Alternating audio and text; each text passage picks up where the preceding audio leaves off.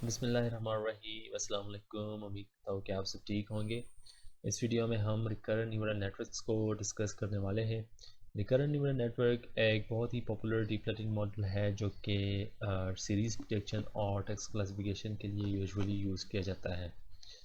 तो इस चैनल में मैंने ANN पे भी कुछ वीडियोस बनाए हैं और ANN को मैंने स्क्रैच से भी कैलकुलेट किया है। अगर आप उस वीडियो को देख ले तो आपको बेटर अंडरस्टैंडिंग होगी RNN के समझने में। थोड़ा सा जस्ट मैं ओवरव्यू देता हूँ आपको RNN का, और फिर जो है हम RNN की कोड की तरफ चलते हैं। तो एक तरफ पे इस इमेज में हमारे पास एक टाइपिकल ANN मॉडल दिया गया है और राइट साइड पे जो है हमारे पास एक RNN मॉडल दिया दिया हुआ है।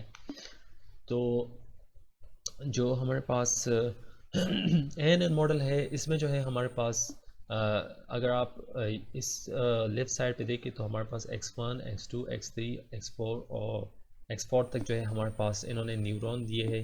4 न्यूरॉन्स है और 4 हिडन लेयर्स है और 4 आउटपुट लेयर्स है। इसी तरह RNN में भी हमारे पास 4 न्यूरॉन्स है, 4 हिडन स्टेट्स है और 4 हमारे पास आउटपुट लेयर्स न्यूरॉन्स हैं। और इन दोनों मॉडल में हमारे पास 3 लेयर्स है। तो अगर हम जो है x1 को देखें तो x1 जो है h1 के साथ मल्टीप्लाई किया है इन्होंने, और साथ में जो है इन्होंने x1 को जो है x2 के साथ h2 के साथ मल्टीप्लाई किया है, और x1 को जो है इस तरह h3 के साथ, और x1 को जो है वो h4 के साथ मल्टीप्लाई किया है इन्होंने। h1 को जब हम कैलकुलेट करते हैं तो इसके लिए जो है हमारे पास एक x1 की वैल्यू दी होती है, x1 की कुछ न्यूमेरिकल वैल्यू होती है या वन हॉट इनकोडिंग वैल्यू होती है, और फिर जो है हम मल्टीप्लिकेशन करते हैं। तो मल्टीप्लिकेशन के लिए हम जो है एक वेट को यूज़ करते हैं जो कि हम रैंडमली जनरेट करते हैं, जिसको हम W कहते हैं। तो जब हम h1 को मल्टीप्लाई कैलकुलेट करते हैं तो वो हमारे पास इक्वल होता है x multiply its corresponding weight. और इस तरह जब हम h2 को मल्टीप्लाई करते हैं तो हम जो है x1 multiply its corresponding wait, तो इस तरह हमारे पास h2 की वैल्यू आ जाती है। और इस तरह जब हम आउटपुट को कैलकुलेट करते हैं y1 को, तो y1 को कैलकुलेट करने के लिए हम जो है हिडन स्टेट लेते हैं और फिर जो है उसका करस्पॉन्डिंग वेट। तो हिडन स्टेट फॉर एग्जांपल इस केस में अगर y1 और h1 के दरमियान हम कैलकुलेट करेंगे तो वह हमारे पास आएगा h1 multiply its corresponding wait, ठीक है, w h1 w1, तो इस तरह आएगा। इसमें अगर हम देखें तो हमारे पास ये हिडन जो स्टेट्स है वो एक दूसरे को टच नहीं करते, वो एक दूसरे के साथ कनेक्टेड नहीं है। और अगर हम जो है RNN की तरफ आ जाए तो यहाँ पे RNN पे इन्होंने ये रोज़ दिए हैं। तो मीन्स के प्रोसीजर तो वही फीड फॉरवर्डिंग का है, लेकिन डिफरेंस यहाँ पे आ जाता है कि यहाँ पे हमारे पास हिडन लेयर जो है वो एक दूसरे के साथ कनेक्टेड है। तो जब हमारे पास जब हम h1 की वैल्यू को कैलकुलेट करते हैं x1 और इट्स करस्पॉन्डिंग वेट्स, इसको कैलकुलेट करते हैं, हमारे पास h1 की वैल्यू आ जाती है। और फिर जब हम y1 को कैलकुलेट करते हैं और इस तरह से जो है हमारे पास h1 और इट्स करस्पॉन्डिंग वेट की वैल्यू आ जाती है। लेकिन फिर जब हम h2 को कैलकुलेट करते हैं तो h2 के लिए जो है हमारे पास x1 की वैल्यू आ जाती है, इट्स करस्पॉन्डिंग वेट, और साथ में हम मल्टीप्लाई करते हैं h1 की वैल्यू। तो हर एक नेक्स्ट जो हमारे पास हिडन स्टेट होता है उसके साथ हम जो है प्रीवियस हिडन स्टेट की वैल्यू जो है वो मल्टीप्लाई करते हैं। और इस तरह हम जब h3 की वैल्यू कैलकुलेट करते हैं तो h3 की वैल्यू को कैलकुलेट करने के लिए हम x1 multiply its corresponding weight, और हमारे पास h2 की जो वैल्यू पहले कैलकुलेट की है हमने, हम उसको भी इसके साथ मल्टीप्लाई करते हैं, और इस तरह जिससे जो है हमारे पास h3 की वैल्यू आ जाती है। तो जस्ट सिंपल वर्ड्स में मैंने आपको बहुत आसान तरीके से समझाया कि रिकरेंट न्यूरल नेटवर्क में जो है हमारे पास हिडन लेयर एक दूसरे के साथ कनेक्टेड होते हैं। एडवांटेज इसका ये है कि ये एक मेमोरी की तौर पर जो है हमारे पास काम करता है। अगर हम जो है नेक्स्ट वर्ड को प्रिडिक्ट करना चाहते हैं, एक सीक्वेंस टू सीक्वेंस डाटा हमें दिया गया है या सीरीज़ डाटा है हमारे पास, और हम जो है नेक्स्ट वर्ड को प्रिडिक्ट करना चाहते हैं, तो हमारे पास हिडन जो हमारे पास प्रीवियस हिडन स्टेट्स है वो भी हमारे पास प्रेजेंट होता है, जो कि हमारे पास टाइपिकल ANN मॉडल में नहीं होता।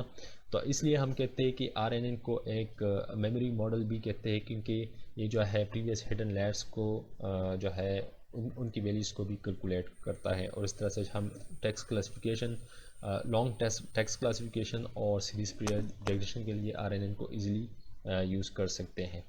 तो अब हम इसकी कोड की तरफ चलते हैं। ये जो है हम आज का जो कोड करने वाले हैं RNN मॉडल का, वो हम टेंसरफ्लो और केरास में करने वाले हैं। तो सबसे पहले हमने नमपाई, टेंसरफ्लो और TFDS को, जो कि TensorFlow data set pre built function है, इसको हमने इंपोर्ट किया, और इसके बाद जो है हमने IMDb info TFDS.lot इस प्री बिल्ट फंक्शन को जो है वो हमने लिखा, और इसके ज़रिए से जो है हमने IMDb रिव्यूज़ डेटा सेट को डाउनलोड कर लिया। तो इसको डाउनलोड करने के बाद हमने इसकी स्प्लिटिंग की है ट्रेंड डेटा और टेस्ट डेटा में यूजिंग दिस लाइन। और अगेन हम इसको भी यूज़ कर सकते हैं, लेकिन अगेन जो है मैंने फॉर एग्ज़ाम्पल यहाँ पे जो है ट्रेंड डेटा और टेस्ट डेटा में हमारे पास रिव्यूज़ भी है और साथ में लेबल्स भी दिए गए हैं, लेकिन उसको जो है मैंने कुछ एग्ज़ाम्पल जो है वो प्रिंट करने हैं। तो एग्ज़ाम्पल को प्रिंट करने के लिए मैंने रिव्यूज़ और लेबल्स को सेपरेट करने हैं। सेपरेट करने का मकसद ये है कि मैंने इसको इस तरह से प्रिंट करना है डेटा को। तो मैंने जो है यहाँ पे 5 एग्ज़ाम्पल प्रिंट किए हैं। एग्ज़ाम्पल 0 में जो है इन्होंने एक रिव्यू दिया है, किसी ने एक रिव्यू दिया है IMDb डेटा पोर्टल पे, तो वहाँ से जो है इन्होंने ये रिव्यू उठाया है और इसको इन्होंने जो है पॉजिटिव रिव्यू दिया है। चूँकि ये रिव्यू ही पॉजिटिव है, तो इसलिए इन्होंने जो लेबल दिया है वो 1 दिया है। तो 1 का मतलब ये है कि ये एक पॉजिटिव रिव्यू है। और इस तरह सेकंड एग्जांपल में किसी ने एक मूवी के बारे में रिव्यू दिया है, तो वो नेगेटिव रिव्यू है और इसको जो है इन्होंने ज़ीरो लेवल दिया है। और इस तरह एक थर्ड रिव्यू है जो किसी ने एक मूवी के बारे में दिया है और वो भी नेगेटिव रिव्यू है, तो इन्होंने जो है इस तरह ज़ीरो लेवल दिया है। और फोर्थ वन में इन्होंने पॉजिटिव रिव्यू दिया है, क्योंकि 1 लेवल हमें शो कर रहा है और लास्ट में हमारे पास zero reviews, zero level show कर रहा है। अगेन ये एक नेगेटिव रिव्यू है। तो जब हम अपने मॉडल को ट्रेन करेंगे इस डेटा पे तो हम जो है अपने मॉडल को फिर IMDb पोर्टल पे जो है वो अपने मॉडल को डिप्लॉय कर सकेंगे, और इसके बाद जो है हम इसके ज़रिए से बहुत सी चीज़ें आसानी से कर सकेंगे। फॉर एग्ज़ाम्पल अगर हम एक न्यू मूवी अपलोड करते हैं और साथ में हम ये इस मॉडल को जो है वो डिप्लॉय करते हैं, और कोई फॉर एग्ज़ाम्पल हम एक दिन में 50,000 रिव्यूज़ लेते हैं और उसमें कुछ नेगेटिव और पॉजिटिव रिव्यूज़ होते हैं, तो हमें जो है एक एक रिव्यू को देखना नहीं पड़ेगा, बल्कि जस्ट हमें हमारे मॉडल बता देगा कि इसमें पॉजिटिव कितने रिव्यूज़ है और नेगेटिव कितने रिव्यूज़ है। अगर हम अच्छी तरह से अपने मॉडल को जो है वो ट्रेन करेंगे और इसकी क्लासिफिकेशन अच्छी होगी, तो फिर जो है हमें मैनुअली रिव्यूज़ को नहीं देखना पड़ेगा और हमें आसानी से पता चल जाएगा कि ये मूवी जो है वो लोगों को अच्छी लगी है या बुरी लगी है। तो इसलिए यहाँ पे जो है मैंने इसको जो है पहले ट्रेन और टेस्ट डेटा में डिवाइड किया है, और ट्रेन और टेस्ट डेटा में डिवाइड करने के बाद मैंने इस IMDb डेटा सेट को जो है वो ट्रेन डेटा और ट्रेन लेबल्स में लेबल्स और रिव्यूज़ को अगेन सेपरेट किया है। डेटा को सेपरेट रिव्यूज़ और लेवल्स में कन्वर्ट करने के बाद मैंने यहाँ पे कुछ लाइंस ऑफ कोड्स लिखे हैं। तो इस कोड के लिखने का मकसद ये है कि मैंने डेटा को इस फॉर्म में कन्वर्ट करना है। तो अगर मैं डेटा को इस फॉर्म में प्रिंट करना चाहता हूँ, तो मुझे फिर इस कोड को जो है वो यूज़ करना पड़ेगा, क्योंकि प्रेजेंटली हमारे पास IMDb डेटा सेट में जो डेटा है वो एक डिक्शनरी की फॉर्म में है, और जितने भी हमारे पास रिव्यूज़ है वो वैल्यू और की शक्ल में प्रेजेंटली मौजूद है और हम कह सकते हैं कि ये हमारे पास एक लिस्ट की फॉर्म में मौजूद है। हर एक रिव्यू हमारे पास एक लिस्ट की फॉर्म में मौजूद है। तो इसके लिए मैंने एक फंक्शन यूज़ किया है जो कि क्रॉस फंक्शन है, imdb.get/word/index। ये एक प्री बिल्ट फंक्शन है केरास का, जो कि स्पेसिफिकली imdb डेटा सेट के लिए डिज़ाइन किया गया है। और इसमें से जो है हर एक रिव्यू एक लिस्ट की फॉर्म में प्रेजेंट है, और हर एक लिस्ट जो है हमारे पास वैल्यू और की को प्रेजेंट करता है। तो इसको जो है मैंने वर्ड इंडेक्स फंक्शन वेरिएबल में डिफ़ाइन किया है इस प्री बिल्ट फंक्शन को, और फिर मैंने एक न्यू डिक्शनरी क्रिएट की है, और मैंने यहाँ पे स्वैपिंग की है। स्वैपिंग का मकसद ये है ताकि मैं अपने डेटा को रिव्यू की फॉर्म में जो है वो प्रिंट कर सकूँ। तो यहाँ पे मैंने लिखा है वैल्यू की फॉर की value and word index dot items. तो इसको जो है मैंने एक रिवर्स वर्ड इंडेक्स वेरिएबल में डिफ़ाइन किया है, और यहाँ पे मैंने एज एन एग्ज़ाम्पल भी आपको कुछ लाइंस लिखे हैं। अगर यहाँ पे जो लाइन मैंने यहाँ पे यूज़ किया है, तो इस लाइन को यूज़ करने के बाद डाटा मेरे पास इस फॉर्म में आ जाता है। डाटा सेट से जो मेरा डाटा फिच हुआ है वो इस फॉर्म में है प्रेजेंटली। और जब मैं इस फंक्शन को यूज़ करता हूँ तो फिर जो है हमारा डेटा इस फॉर्म में कन्वर्ट हो जाता है। तो इस फॉर्म में कन्वर्ट होने के बाद मैंने यहाँ पे जो है एक डिकोड करना है अब इस डिक्शनरी को प्लान रिव्यू फॉर्म में, इस तरह मैंने डिकोड करना है। तो इसके लिए मैंने एक डिलिमिटर को यूज़ किया है जो कि बेसिकली एक स्पेस को रिप्रेजेंट करता है, और फिर मैंने डॉट जॉइन, और जॉइन फंक्शन बेसिकली हमारे पास सेपरेट डिक्शनरी में जो हमारे पास सेपरेट सीक्वेंसेस होते हैं उसको जॉइन करता है। और फिर मैंने लिखा है रिवर्स वर्ड इंडेक्स, जो कि हमारे पास ये वाला फंक्शन है जो कि मैंने रिसेंटली यहाँ पे क्रिएट किया है। और इसके बाद मैंने लिखा है एक गेट फंक्शन और इंडेक्स-3। तो इंडेक्स-3 का मतलब ये है कि मेरे पास जो डेटा सेट है, जो मेरे पास प्री बिल्ट डिक्शनरी है डेटा सेट की, उसमें जो की वैल्यू पेयर है वो ज़ीरो से शुरू हो रहे हैं। अगर मैं यहाँ पे आपको शो कर दूँ तो यहाँ पे जो है ज़ीरो है, और मैंने जो न्यू डिक्शनरी क्रिएट की है वहाँ पे जो है वैल्यू 1 से शुरू होती है। तो इसलिए मैंने इंडेक्स-3 यूज़ किया है, और फिर जो है मैंने इस इंडेक्स को जो है वो ट्रेंड डेटा में कन्वर्ट किया है, और इस तरह ट्रेंड डेटा में आई जो आई के रेंज में फॉर आई इन रेंज 5, जितने भी हमारे पास फर्स्ट 5 एग्जांपल है उसको मैंने डिकोड की है यूजिंग रिवर्स वर्ड इंडेक्स। और रिवर्स वर्ड इंडेक्स को जब हम ट्रेंड डेटा पे अप्लाई करेंगे तो हमारे पास एक न्यू डिक्शनरी क्रिएट होगी, और हमारे पास जो लिस्ट है वो एक डिक्शनरी के फॉर्म में जो है वो कन्वर्ट हो जाएगी। और फिर जो है जॉइन के ज़रिए से हम हर एक डिक्शनरी के एलिमेंट्स को जो है वो जॉइन कर सकेंगे। जो हमारे पास वर्ड्स होंगे हम उनको जॉइन कर सकेंगे, और जो हमने डिलिमिटर को यूज़ किया इसके ज़रिए से हम स्पेसेस देंगे हर एक एलिमेंट में। तो इस तरह से जो है मैंने इस डेटा को प्रिंट किया है। अगर आप इस कोड को यूज़ नहीं करेंगे तो आपको कोई ज़रूरत नहीं है, लेकिन अगर आप प्रिंट करना चाहते हैं इस डेटा को तो फिर आपको जो है इस कोड को यूज़ करना होगा। नेक्स्ट मैंने यहाँ पे जो है एक pre built cross pre processing library को जो है बल्कि एक पैकेज जो है वो मैंने इंस्टॉल किया है, और इस पैकेज को इंस्टॉल करने के बाद मैंने यहाँ पे जो है पैड सीक्वेंसेस को जो है वो इंपोर्ट किया है। इस पैड सीक्वेंसेस के ज़रिए से हम अपने लिस्ट को जो है वो 2D नंपाई अरे में कन्वर्ट करेंगे। तो यहाँ पे हमारे पास प्रेजेंटली जो डेटा है जिसकी हमने यहाँ पे स्प्लिटिंग की है वो लिस्ट की फॉर्म में है। ये डेटा जो आपको नज़र आ रहा है ये लिस्ट की फॉर्म में है, और लिस्ट को जो है वो हम अपने क्रॉस मॉडल के ज़रिए से प्री प्रोसेस नहीं कर सकते, इसलिए हम इससे पहले मॉडल को अप्लाई करने से पहले इसकी प्री प्रोसेसिंग करेंगे। तो प्री प्रोसेसिंग करने के लिए हमने पैड सीक्वेंसेस को ट्रेंड डेटा पे जो है वो अप्लाई किया है, और हर एक वेक्टर के लिए हमने एक मैक्स लेंथ डिफ़ाइन किया है जो कि वेक्टर का साइज़ है। तो यहाँ पे जो मैंने वेक्टर का साइज़ डिफ़ाइन किया है वो 500 है। आप 100 भी डिफ़ाइन कर सकते हैं, 200 या 1000 तक भी आप डिफ़ाइन कर सकते हैं।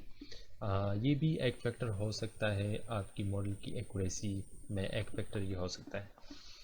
और नेक्स्ट जो है मैंने ट्रेन लेवल्स और टेस्ट लेवल्स को जो जस्ट जो है वाई ट्रेन और वाई टेस्ट में जो है वो वेरिएबल में कन्वर्ट किया है मैंने। यहाँ पे लेवल्स की कोई प्री प्रोसेसिंग नहीं की है। तो यहाँ पे जो ट्रेन डेटा है मैंने फर्स्ट 10 एग्जांपल जो है वो प्रिंट किए हैं अपने ट्रेन डेटा के। तो यहाँ पे जो है हर एक एरे जो है वो लिस्ट की फॉर्म में है। तो ये हमारे फर्स्ट रिव्यू है अपने डेटा सेट की, और ये जो रिव्यू है ये अगर आप देख ले तो ये इंटीजर्स की फॉर्म में है, नंबर्स की फॉर्म में है। और अगेन हमारे पास एक सेकंड लिस्ट है और ये भी जो है एक इंटीजर और नंबर की फॉर्म में है। तो इसको जो है हमने यहाँ पे जो है नमपाई एरे में जो है वो कन्वर्ट किया है using this line of code using pad sequences. और इसको कन्वर्ट करने के बाद मैंने जब यहाँ पे इनको प्रिंट किया है तो अब आपको जो है एक्सट्रेंड जो है वो वेक्टर की फॉर्म में नज़र आ रहा है, और हर एक वेक्टर का जो साइज़ है वो 500 है। और इस तरह से जो है मैंने जो लेबल्स यहाँ पे जो है वो प्रिंट किए। तो लेबल्स हमारे पास 100100, तो जो 1 है वो फर्स्ट रिव्यू का लेबल है और ये जो 0 है ये सेकंड रिव्यू का है। इस तरह से मैंने 10 रिव्यू के लेबल्स को जो है वो प्रिंट किए हैं। और इस तरह से आप अपने एक्सट्रेन जो हमारे पास डेटा है, आप अपने डेटा का शेप जो भी फाइंड कर सकते हैं। इसमें 25,000 एग्जांपल्स है और हर एक वेक्टर का जो साइज़ है वो 500 है। और इस तरह से हमारे पास जो लेवल्स है वो भी 25,000 है और ये एक सिंगल फॉर्म में है। तो ये जस्ट हमारे पास जो कॉमा है और इसके बाद कुछ नहीं, तो इसका मतलब ये है कि जस्ट सिंगल वैल्यूज़ है और एक सिंगल कॉलम की फॉर्म में जो है करंटली प्रेजेंट है हमारे पास। एज़ यूजुअल हमने अपने मॉडल को एज ए सीक्वेंशियल इंपोर्ट किया है, और फिर जो है हमने एक एम्बेडिंग लेयर जो है वो इंपोर्ट किया है। यहाँ पे हमने LSTM को इंपोर्ट किया है, डेंस लेयर और सिंपल RNN मॉडल लेयर्स को जो है वो हमने इंपोर्ट किए हैं। और हमने जो है अपने मॉडल को ऐसे सीक्वेंशियल डिफ़ाइन किया है, क्योंकि जितने भी लेयर्स है वो हम अपने मॉडल के साथ ऐड कर रहे हैं। तो ये बेसिकली हम लेयर्स की स्टैकिंग कर रहे हैं। और फिर जो है हमने अपने नेचुरल लैंग्वेज प्रोसेसिंग मॉडल या RNN मॉडल को या टेक्स्ट प्री प्रोसेसिंग मॉडल की जो फर्स्ट लेयर है वो हमने एज एन एम्बेडिंग डिफ़ाइन की है। ये हमारे पास फर्स्ट लेयर होता है जब हम अपनी टेक्स्ट डेटा को जो है वो प्री प्रोसेस करते हैं। और फिर जो है हमने एक इनपुट डायमेंशन दिया है 10,000। तो बेसिकली ये हमारे पास वोकेबलरी साइज़ है। अगर हमने 10,000 जो है इनपुट डायमेंशन जो हमारे पास वोकेबलरी साइज़ है वो कम हो और हमारे पास मॉडल में कुछ ऐसे सीक्वेंसेस आ जाए जिसमें जो है हमारे पास वोकेबलरी साइज़ में वो वर्ड्स प्रेजेंट नहीं हो, तो फिर जो है हमारा मॉडल उन वर्ड्स को जो है हो से किसी दूसरे वर्ड्स के साथ रिप्लेस कर देता है। तो इससे एक्यूरेसी पे इफ़ेक्ट पड़ सकता है। लेकिन यूजुअली जब मैं आपको ये रिकमेंड करूँगा कि अगर हमारा डेटा सेट कम हो तो आप जस्ट 20,000 तक जो है वो जा सकते हैं। और अगर आप मिलियंस ऑफ मिलियंस डेटा पे काम कर रहे हो तो फिर आप 90,000 1 लाख प्लस तक जो है वो जा सकते हैं। अपने वोकेबलरी साइज़ को आप बढ़ा सकते हैं। आउटपुट डायमेंशन इस लेयर का हमने 128 रखा है और हमारा जो इनपुट डायमेंशन है वो 500 है। तो जैसा हमारा वेक्टर जो है वो 500 का है तो इसलिए हमने इनपुट साइज़ जो है वो 500 रखा है, और इस लेयर का जो आउटपुट साइज़ होगा वो 128 होगा। नेक्स्ट जो है हमने एक RNN लेयर जो है सिंपल RNN लेयर को जो है वो डिफ़ाइन किया है, और इसमें जो हमने यूनिट्स जो न्यूरॉन्स है वो हमने 64 डिफाइन किए हैं। ड्रॉप आउट हमने 0.2 रखा है क्योंकि हम चाहते हैं कि हमारा मॉडल जो है उसमें कुछ रिडक्शन हो जाए और नेक्स्ट जो है हमारी एक्यूरेसी का जो टाइमिंग है वो रिड्यूस हो जाए। रिटर्न सीक्वेंसेस हमने ट्रू किया है क्योंकि हमारे पास जो हम चाहते हैं कि हमारे पास इस यूनिट में जो हिडन सेल्स है, जो हिडन न्यूरॉन्स है, वो एक दूसरे के साथ जो है वो कनेक्टेड हो, तो इसलिए रिटर्न सीक्वेंसेस मैंने ट्रू किया है। और अगेन मैंने एक सेकंड और last simple RNN model use किया है और इसमें मैंने जो यूनिट साइज़ है ये मैंने 128 रखा है। ड्रॉप आउट अगेन मैंने 0.2 और return drop out recurrent drop out भी आप रख सकते हैं। इससे अगेन जो है आपके न्यूरॉन्स आपकी डेटा की मज़ीद रिडक्शन हो सकती है और आपकी जो मॉडल का टाइमिंग है वो इम्प्रूव हो सकता है।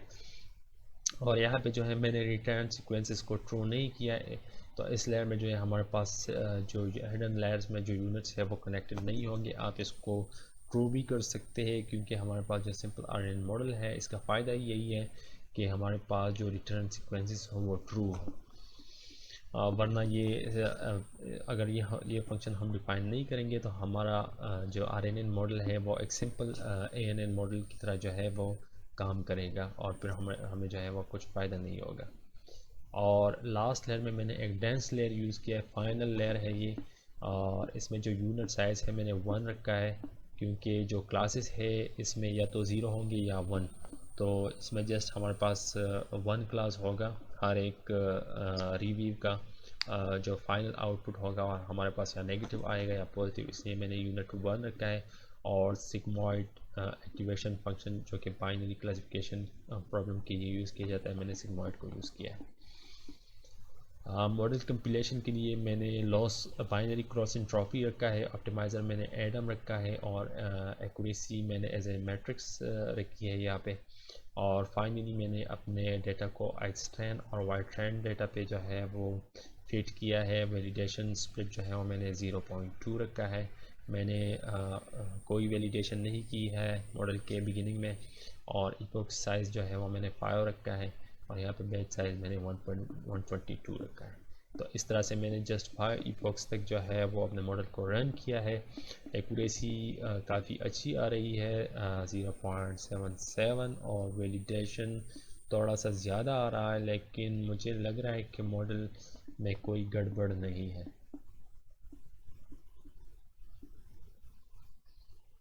ट्रेनिंग कंप्लीट होने के बाद हमने यहाँ पे अपने मॉडल को, जो कि हमारे पास प्री ट्रेन मॉडल है, वो हमने एक्सटेस्ट डेटा पे जो है वो अप्लाई किया है। एक्सटेस्ट हमारे पास अनसीन डेटा है और हम डिफ़ाइन करना चाहते हैं कि हमारा मॉडल तो हमारे डेटा सेट पे ट्रेन हो चुका है, अब फ्यूचर में ये किस तरह परफॉर्म करेगा अगर हम अपने मॉडल को किसी डेटा सेट या वेब पोर्टल पे जो है वो डिप्लॉय करेंगे। तो इसके लिए हमने जो है अपने model co dot predict function के ज़रिए एक्सटेस्ट डेटा सेट पे जो है अप्लाई किया है। एक्सटेस्ट डेटा में हमारे पास जो सैम्पल है वो करीबन यहाँ पे मैंने प्रिंट किए हैं।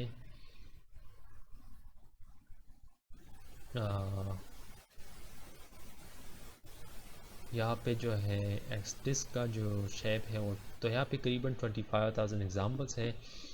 तो जब हम अपने प्रेडिक्ट फंक्शन को और अपने मॉडल को प्रेडिक्ट करेंगे एक्सटेस्ट डेटा सेट पे, तो हमारे पास 25,000 वेक्टर्स जो है वो जनरेट होंगे और हर एक का जो साइज़ होगा वो 500 होगा। हर एक वेक्टर का जो साइज़ होगा वो 500 होगा। तो प्रेडिक्शंस में जो है हमारे पास 25,000 वेक्टर्स जनरेट हो गए हैं। अब जो है हमने इन वेक्टर्स को जो कि हमारे पास प्रेडिक्शन में जनरेट किए हैं वो उसको जो है हमने इनको जो है वो राउंड करना है। और जब हम इस फंक्शन को यूज़ करेंगे तो इन राउंड और P0 for P in prediction, तो इस फंक्शन को जब हम यूज़ करेंगे तो हमारे पास जितने भी वेक्टर्स होंगे उसकी प्रोबेबिलिटी को हम राउंड करेंगे तो या आप ये भी कह सकते हैं कि हम बेसिकली यहाँ पे एवरेजिंग कर रहे हैं हर एक वेक्टर का, या समेशन कर रहे हैं हर एक वेक्टर का, और हम जो है फाइनली अपने डेटा मॉडल से जो है वो एक सिंगल वेक्टर वैल्यू जो है वो जनरेट करें 0 और 1 की फॉर्म में। जब हम 0 और वेक्टर वैल्यू जो है वो जनरेट करें तो हमारे पास एक सिंगल कॉलम जनरेट हो जाएगा जिसमें 25,000 वैल्यू होंगे। जैसे कि आप यहाँ पे देख सकते हैं 25,000 आइटम्स हमारे पास जनरेट हो चुके हैं, और 0 1 1 0 1 हर एक रिव्यू के लिए एक सिंगल वैल्यू जो है वो जनरेट हो चुकी है।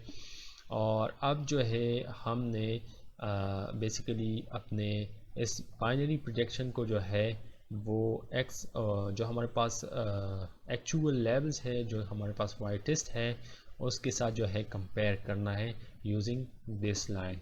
कंपेरिजन के बाद हमने अपनी एक्यूरेसी को जो है वो प्रिंट किया है, तो हमारे पास जो एक्यूरेसी है वो 0.80 जो है वो आई है, जो कि काफ़ी अच्छी एक्यूरेसी है ऑन अनसीन डेटा। और फाइनली अगर आप चाहते हैं कि आप एक सिंगल वैल्यू अपने मॉडल को दें और आपको वो शो करे कि वो किस तरह से प्रोजेक्शन परफॉर्म कर रहा है, तो यहाँ पे मैंने एक पॉजिटिव रिव्यू लिखी है। अगर आप देखें तो ये एक पॉजिटिव रिव्यू है। I really love this movie, the acting was great and the plot kept me on edge of my seat. तो इस रिव्यू को जो है मैंने एक डिक्शनरी में कन्वर्ट किया है, और इस डिक्शनरी को कन्वर्ट करने के बाद मैंने इसको जो है एक लिस्ट की फॉर्म में भी कन्वर्ट किया है।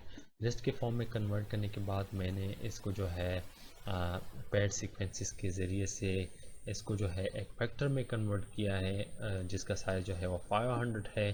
500 के वेक्टर में कन्वर्ट करने के बाद मैंने अपने मॉडल को जो है वो उसके ज़रिए से इस रिव्यू पैड सीक्वेंस को जो है वो प्रेडिक्ट किया है। तो प्रेडिक्ट करने के बाद मैंने जो है मेरे पास एक प्रेडिक्शन जनरेट हुआ है, और ये प्रेडिक्शन बेसिकली एक वेक्टर के फॉर्म में है। तो इस प्रेडिक्टर जब ये हमारे पास एक वेक्टर जनरेट होगा, सिंगल वेक्टर जनरेट होगा साइज ऑफ 500, तो इसके बाद जो है हम इस वेक्टर को राउंड करेंगे टूवर्ड्स 1 और 0 वैल्यू। टूवर्ड्स 1 और 0 वैल्यू को जो है जब हमने राउंड किया है, तो फाइनली हमने लिखा है कि अगर हमारे पास अब ये वैल्यू 1 जनरेट हुआ है तो आप लिख लो पॉजिटिव, और अगर नेगेटिव है तो फिर जो है आप लिख लो, सॉरी अगर ज़ीरो है तो फिर आप लिख लो नेगेटिव रिव्यू। तो जब मैंने इसको रन किया तो इसने प्रिंट किया है पॉजिटिव रिव्यू। तो इस तरह से आप अपने मॉडल को जो है RNN मॉडल को अपने टेक्स्ट क्लासिफिकेशन के लिए यूज़ कर सकते हैं। और भी बहुत से प्रोजेक्ट्स और डेटा सेट अवेलेबल है। अगर आप जो है RNN मॉडल में इंटरेस्टेड है और आप इसको लर्न करना चाहते हैं तो आप इस तरह से अपने मॉडल को बिल्ड कर सकते हैं। और इंशाल्लाह नेक्स्ट वीडियो में मिलेंगे, तब तक के लिए अल्लाह हाफिज़।